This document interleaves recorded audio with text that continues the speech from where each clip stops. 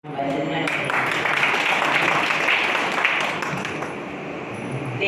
अपने देश भारत की वंदना करते हुए मंच पर विराजमान श्री शिव कुमार जी लोहिया, नंदलाल जी सिंघानिया, पवन जी बंसल, कैलाश जी लोधी एवं डॉक्टर प्रेम शंकर त्रिपाठी, मंच पर विराजमान इन सभी विभूतियों को नमन करती हूँ और आयोजकों को इस बात की बधाई देती हूँ कि आज जिस अधिकार की, जिस मतदान की बात हम कर रहे हैं, उनके उस हमारे संविधान के निर्माता कहे जाने वाले डॉक्टर भीमराव अंबेडकर का जन्मदिन है।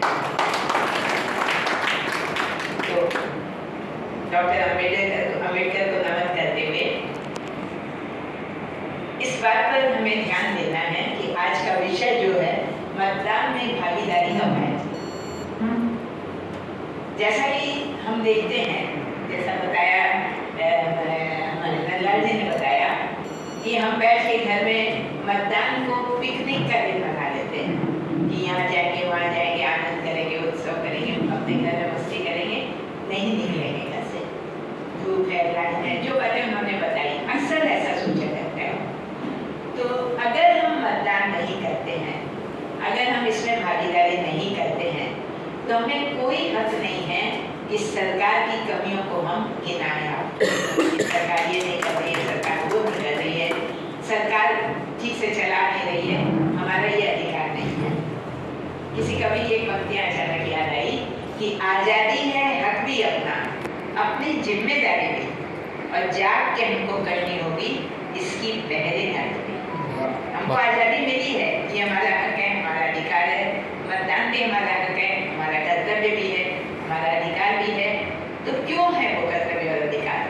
क्योंकि हम स्वयं चुन करके अपने प्रतिनिधि भेजें जिनमें हमारा विश्वास है, और वो जब सरकार चलाएंगे तो उनकी अगर कमियां हैं, दोष है, तो ऐसा व्यक्ति हमारे साथ जिसको हमने वोट दिया है, हमारे पास ऐसी शक्ति होनी चाहिए कि हम उससे प्रश्न कर सकें, पूछ सकें। जब कोई भी नेता चुनते हैं, पार्टी की बात नहीं, बिल्कुल कोई भी प्रतिनिधि हम चुनने जाते हैं, जब हम अपने पूरे मन से वोट देने के लिए जाते हैं, मतदान करने के लिए जाते हैं, तो हमारे सामने 3 बातें होनी चाहिए: नेता, नेतृत्व और नैतिकता। नेता जिसे हम चुनने जा रहे हैं, उसके अंदर चारित्रिक दृढ़ता कितनी है, वो कितना मजबूत है, उसके विचार कितने संवेदनशील है, वो देश के लिए कितना लाभदायक होगा, वो भविष्य के लिए, आप आने वाली पीढ़ी के लिए कितना सोचेगा, क्या करेगा, ये इस बात का हमें चिंतन करना चाहिए। तत्कालीन जो सुविधाएं हमें मिल जाए उसको लेकर वोट देना है, हमें मतदान नहीं करना चाहिए, वोट नहीं देना चाहिए। हमें भविष्य के बारे में सोचना चाहिए, हमें देश के बारे में सोचना चाहिए कि कौन व्यक्ति है जो देश के लिए सोच सकेगा, कौन व्यक्ति है जो भावी पीढ़ी के लिए कुछ नया कर सकेगा, कौन ऐसा व्यक्ति है जो हमें हमारे स्वाभिमान को जगाए रखेगा। तो नेता चुनते समय, कोई भी व्यक्ति जिसे हम मतदान कर रहे हैं, वो चुनते समय इस बात का ध्यान हमें जरूर रखना चाहिए कि उस व्यक्ति की चारित्रिक विशेषताएं क्या है, वो व्यक्ति निस्वार्थ भाव से काम कर सकेगा या नहीं, वो व्यक्ति क्या कर रहा है और आगे उससे क्या आशाएं की जा सकती है। दूसरी बात है नेतृत्व। व्यक्ति अच्छा हो सकता है, उसके अंदर चिंतन की भावना हो सकती है, उसके अंदर देश के प्रति भक्ति भी हो सकती है, वो दृढ़ भी हो सकता है, वो देश के लिए कर भी सकता है, लेकिन उसमें नेतृत्व क्षमता है या नहीं? क्योंकि अकेला व्यक्ति कुछ नहीं कर सकता, वो लोगों को जोड़ सकता है कि नहीं, वो लोगों के साथ चल सकता है नहीं, प्रजा में घर घर जा करके प्रजा की सुविधाओं और असुविधाओं को देख सकता है कि नहीं। तो नेतृत्व क्षमता उसमें जरूर होनी चाहिए, और जो सबसे महत्वपूर्ण गुण है किसी भी नेता के लिए, वो है नैतिकता।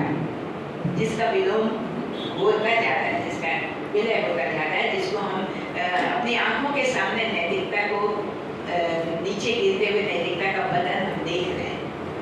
आज एक समय की राजनीति थी जब विपक्ष के नेता भी एक दूसरे को सम्मान करते थे।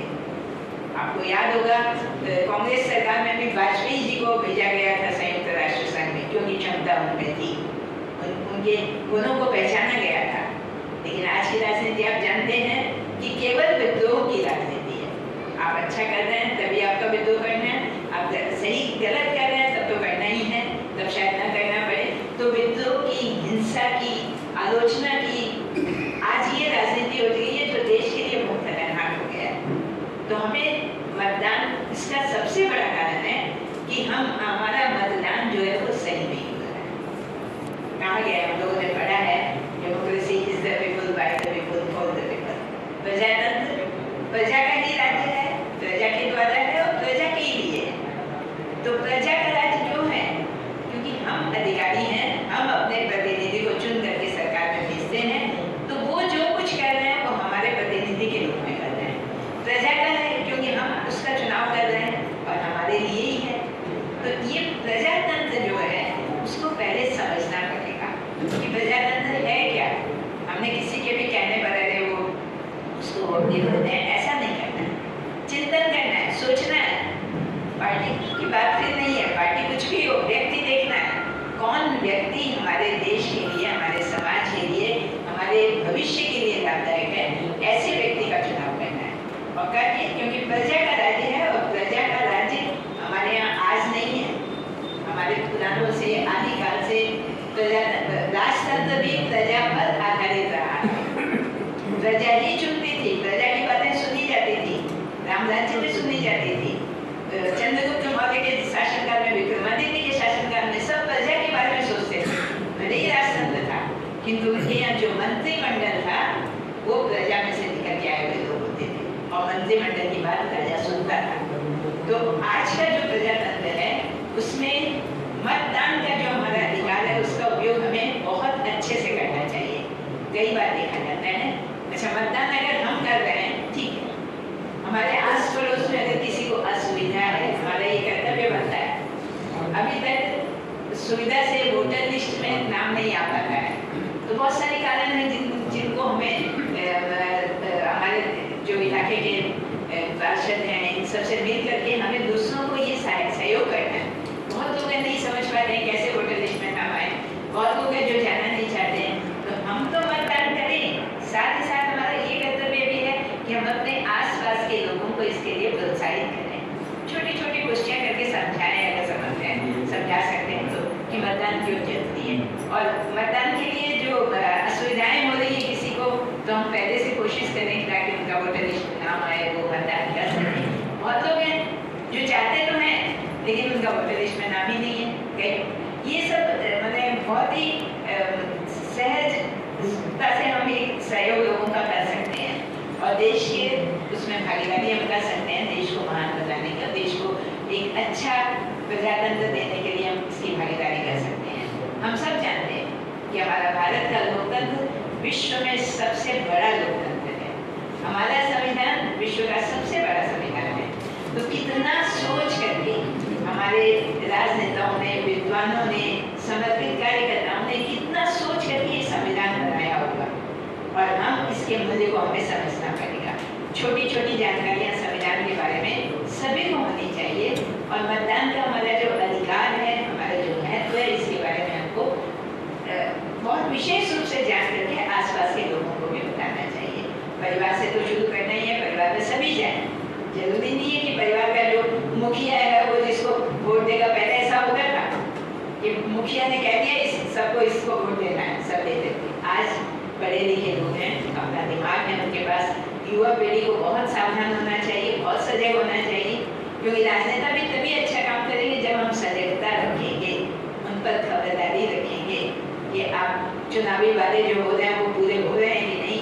विरोध करना है सही तरीके से करेंगे, मतदान करना जरूरी है, जरूर करेंगे, क्योंकि ये तो कोई साधारण पर्व नहीं है, प्रजातंत्र का उत्सव है ये।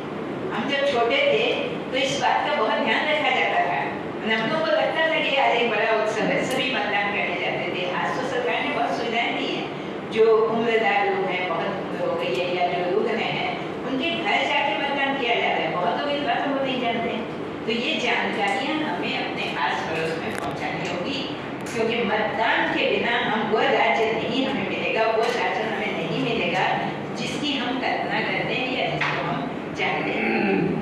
प्रजातंत्र उत्सव है, आओ मतदान करें। प्रजातंत्र एक उत्सव है, आओ मतदान करें।